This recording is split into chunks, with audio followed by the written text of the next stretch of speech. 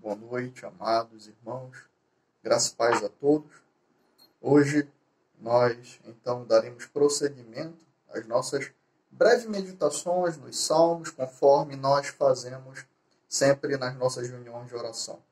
Hoje, portanto, eu convido vocês a abrirem suas Bíblias no Salmo de número 34, Salmo de Davi, de número 34. Exatamente esse salmo que nós iniciaremos as nossas reflexões hoje. Faremos uma breve reflexão, lembrando que os nossos cultos de oração, eles têm uma ênfase maior nesse momento, né? O momento da oração do povo de Deus, diante do Senhor, em louvor, em pedido de perdão pelos pecados, mas também engrandecendo a Ele, orando uns pelos outros. Vamos ler, então, o Salmo 34. Louvarei ao Senhor em todo o tempo, o seu louvor estará continuamente na minha boca. A minha alma se gloriará no Senhor, os mansos o ouvirão e se alegrarão. Engrandecei ao Senhor comigo e juntos exaltemos o seu nome. Busquei ao Senhor e ele me respondeu, livrou-me de todos os meus temores. Queridos, este salmo ele está inserido em um contexto, em um pano de fundo. O próprio título do Salmo, ele diz que foi exatamente quando o Senhor livrou Davi de Abimeleque, né? Do rei ali filisteu. Então nós vamos, para poder compreender melhor esse Salmo, ler esse pano de fundo, meditar nesse contexto, isso vai nos capacitar a um melhor entendimento, então, do que Davi está narrando para nós naquele Salmo, porque ele o compôs. O pano de fundo se encontra em 1 Samuel, no capítulo 21, do versículo 10 ao 15. Vamos abrir então. 1 Samuel, capítulo 21, versículo 10 a 15.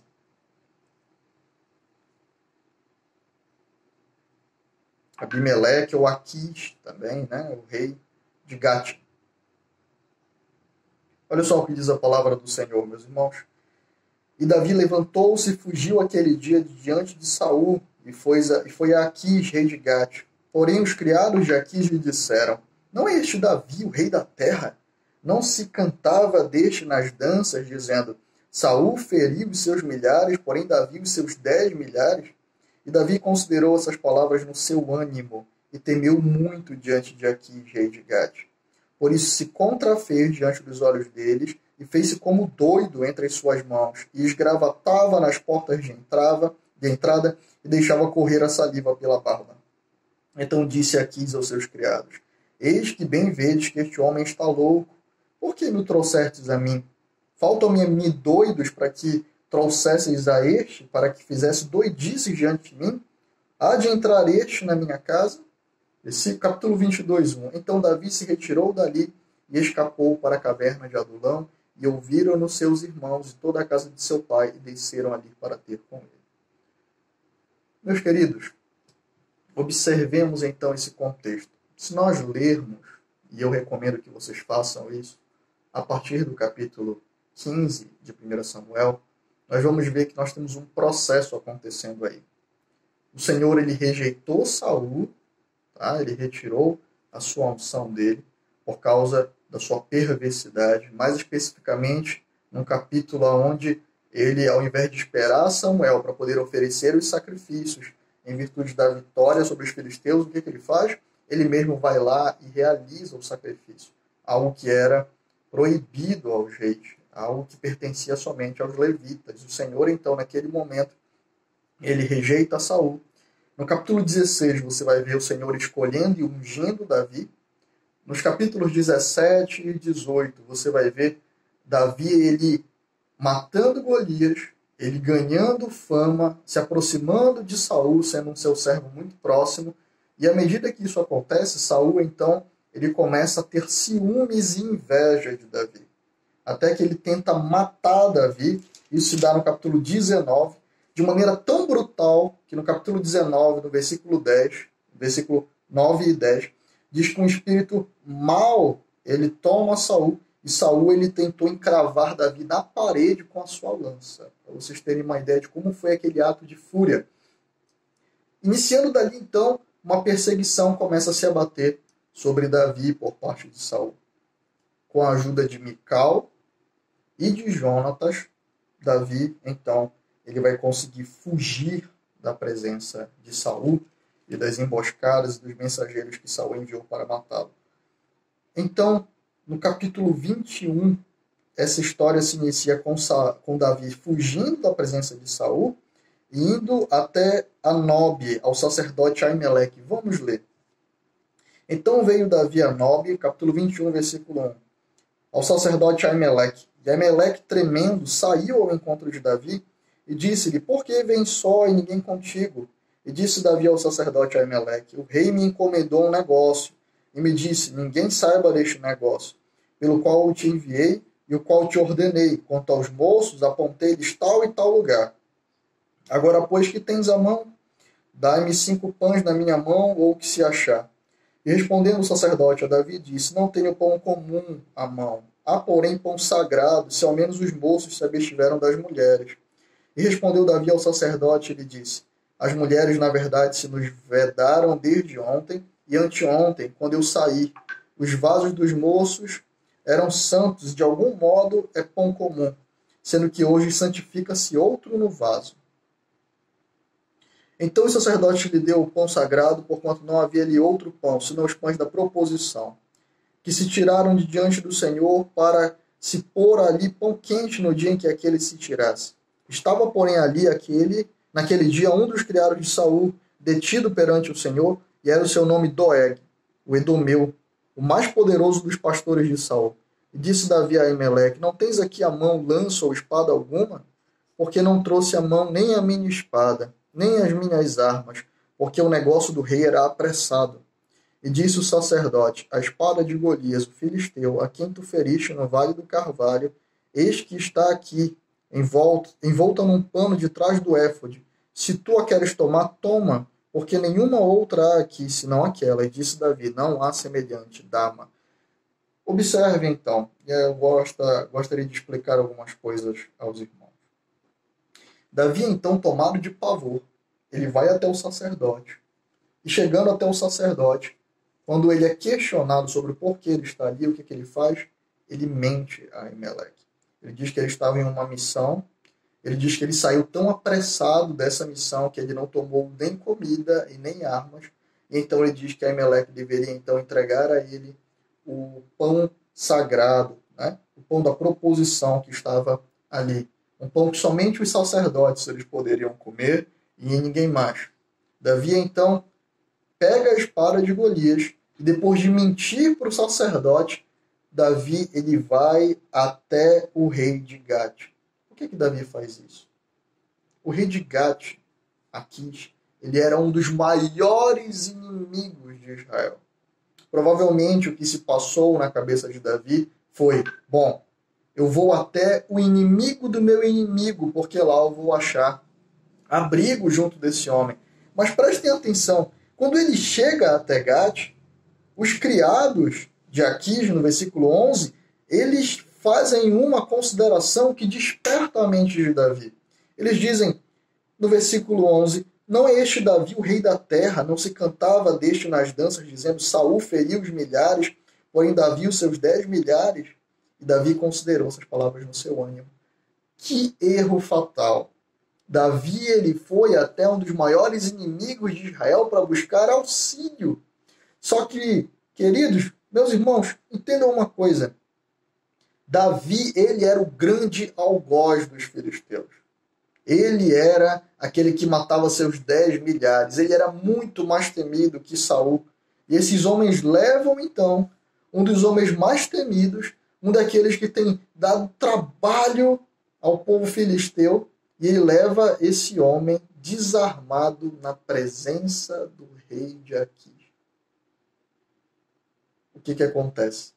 Davi então considera essas palavras na sua alma, ou seja, o termo aqui é como se a alma de Davi despertasse de um transe, de uma irracionalidade do que ele estava fazendo, ele se desse conta da loucura a qual ele estava seguindo, e ele então utiliza uma estratégia ali. Ele se faz de louco e ele faz uma das coisas que era considerada desonra no Oriente Antigo. Ele se faz de louco e ele baba na sua barba. derramar saliva na barba, cuspir na barba de alguém, isso era um sinal de extrema desonra. O rei de Aquis então olha e fala: esse homem está doido, retirem ele daqui. Mas eu gostaria de chamar a atenção de que Aquis ele tinha a oportunidade perfeita para exterminar um dos símbolos que trazia terror aos filisteus, Davi. São ou louco, bom ou doente, Davi ele era um símbolo e ele estava ali desarmado com a sua vida diante de Aquis, exatamente para ser ceifado. Nada impedia Aquis que matasse Davi, somente o Senhor. O livramento que Davi ele recebeu naquele momento, ele foi um livramento magnífico. Foi um milagre ele ter escapado dali. Foi um milagre o rei de Aquis ter deixado um dos maiores e poderosos generais desarmado na sua presença e escapar dali. E é por isso que Davi, então, escreve o Salmo 34. E no versículo 4, ele mostra o porquê ele está tão alegre, né? Vamos até o Salmo 34, vamos ler de novo. Exatamente com esse background agora, com esse pano de fundo na nossa mente. No Salmo 34, Davi ele diz: louvarei ao Senhor em todo o tempo, o seu louvor estará continuamente na minha boca. A minha alma se gloriará no Senhor, os mansos ouvirão e se alegrarão. Engrandecei ao Senhor comigo e juntos exaltemos o seu nome. Porque eu busquei ao Senhor e ele me respondeu e livrou-me dos meus temores. Você pode pensar, mas por que esse conjunto de fatos, de mentira, esse conjunto de fatos de tentar se abrigar com o inimigo do povo de Deus, ele ocorreu com Davi? A resposta é pânico. E é exatamente sobre isso que eu gostaria de considerar de maneira mais detida com os irmãos hoje. Nós temos várias lições que eu gostaria de passar a elas do texto que nós estamos lendo. Primeiro, os filhos de Deus não estão isentos de sofrimento e perseguição. Davi havia sido escolhido por Deus e ungido rei. Portanto, ele estava na sucessão de Saul. Saul seria removido, o Senhor já havia feito essa promessa, e o Senhor estabeleceria a casa de Davi sobre o trono de Judá. Portanto, o Davi ele tinha a unção do Senhor, Davi ele tinha as promessas do Senhor, mas Davi estava sendo perseguido e sofrendo pelas mãos de alguém que ele tinha grande carinho, que era Saul. Essa é a primeira lição. Nós, como filhos de Deus, não estamos isentos ao sofrimento, às calamidades e a momentos de terror na nossa vida. Contudo, o grande problema é como nós lidamos com isso. A grande questão é como nós vamos passar por isso. Porque nós iremos passar por o sofrimento, mas assim como Davi, nós temos a aliança com Deus, por meio do seu Filho, o Senhor Jesus Cristo, e as promessas do Senhor que Ele sustentará e que Ele guardará, que Ele conduzirá e estará sempre a favor do seu povo para toda a eternidade. Então, como nós lidamos com isso? Davi, ele cometeu vários atos errados por causa do seu pânico. Quando o sofrimento e a dor se abateram sobre ele naquele momento, Davi ele teve pânico, e foi um pânico tão enorme que esse é o nosso segundo ponto. O pânico conduziu Davi a tomar atitudes irracionais. Olha só, Davi ele foge para poder se abrigar com um dos seus maiores inimigos. Essa atitude não é racional. O pânico ele faz com que nós tomemos atitudes precipitadas e sem senso, que não tenham bom senso, são atitudes de loucura. O pânico ele rouba a nossa racionalidade, o pânico rouba a sensatez. Quando nós não conseguimos lidar com o sofrimento, ele gera pânico, e o pânico tem como consequência o abatimento, a remoção da sensatez do coração e da mente. Terceiro, o pânico ele conduziu Davi a tomar atitudes pecaminosas contra o Senhor. Davi ele vai até o sacerdote ali no templo e ele mente para o sacerdote. Ele inicia mentindo para o sacerdote. Depois de mentir para o sacerdote, ele come o pão da proposição que estava reservado ao sacerdote, e depois disso ele foge para o seu inimigo, para o inimigo do povo de Deus. Essas atitudes são atitudes pecaminosas. O pânico, ele nos conduz a tomar atitudes pecaminosas. Exatamente para poder tentar fugir daquela situação que nos traz sofrimento, nós começamos então a mentir, muitas vezes a enganar, a fraudar, a tomar cada vez mais posturas que são abismos, chamando abismos e nos conduzindo à queda e à destruição. Foi exatamente o que aconteceu com Davi. O pânico foi tão grande no seu coração que ele começou então a praticar atos para tentar se encaixar, para tentar achar uma solução, para tentar remover o sofrimento que se abatia sobre ele. O pânico, ele nos conduz ao pecado. Mas existe um ponto central aqui. Por que o pânico, ele nos conduz a atitudes irracionais e pecaminosas? Porque esse é o nosso quarto ponto. O pânico, ele nos faz focar no perigo e esquecer do governo soberano e das promessas do Senhor. O pânico, ele atinge frontalmente a nossa fé. Ele tira os nossos olhos de Cristo e do Senhor. Ele faz com que nós olhemos para o perigo, para a nossa insuficiência, e então nós começamos a desenvolver atitudes irracionais e pecaminosas ao Senhor, porque nós não conseguimos lidar com o pânico que é fruto do sofrimento que nós estávamos passando. Sempre quando o sofrimento ele se abater sobre nós vamos ser tentados a entrar em pânico. E o pânico, ele quando toma o nosso coração, ele escurece a nossa vista, ele escurece a nossa mente, ele nos faz esquecer de que Deus governa e de que nós estamos alicerçados nele. Ele nos faz esquecer das promessas do Senhor e de que nós estamos alicerçados nele. Ele faz nos esquecer que o Senhor ele governa de maneira soberana e que ninguém pode frustrar as mãos dele e nem frustrar as promessas que ele fez. E isso aconteceu várias vezes na Escritura. Sempre que o sofrimento ele se abateu, ou uma calamidade se abateu sobre alguns dos servos do Senhor, alguns deles entraram em pânico, mesmo sendo homens piedosos.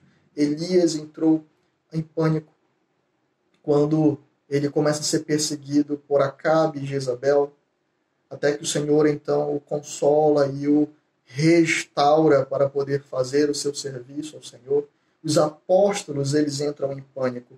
Se os irmãos lerem o Evangelho de Marcos, onde o Senhor ele nos narra o momento onde ele está com os apóstolos no barco em meio à tempestade, nós vamos ver que o Senhor ele estava dormindo e que quando a tempestade ela começa a sacudir o barco, aqueles apóstolos eles entram em pânico, eles falam: Senhor, nós vamos morrer.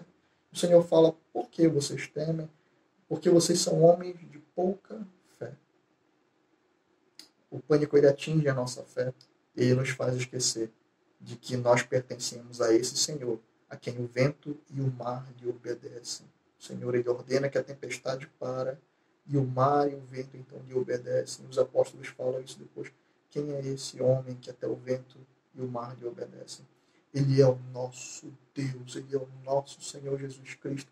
Ele é o Cristo do seu povo, o Messias prometido, aquele por meio do sangue nós entramos em aliança com Deus. Nós não podemos esquecer disso. Portanto, nós finalizamos lembrando que sempre que o sofrimento e a calamidade elas se abaterem sobre nós, nós precisamos aprender a descansar em Deus e em suas promessas.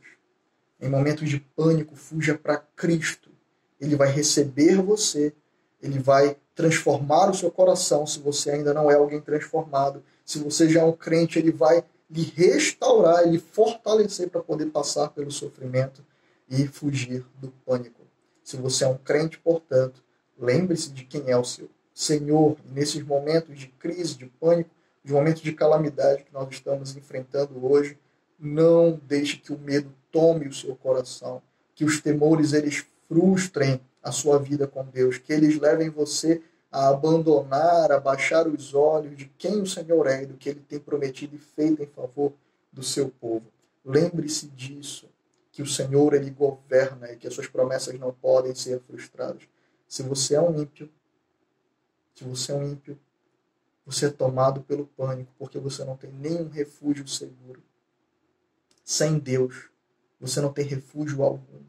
Você não tem força em si mesmo, suficiência em si mesmo. Isso é perceptível nos momentos de sofrimento. É perceptível que quando uma calamidade, uma doença lhe aflige, como você é fraco, como você é alguém insuficiente, como você é frágil, assim como todos os homens. Portanto, fuja para Cristo, porque Ele vai ser o seu refúgio. Ele lhe livrará da pior calamidade que acontecerá.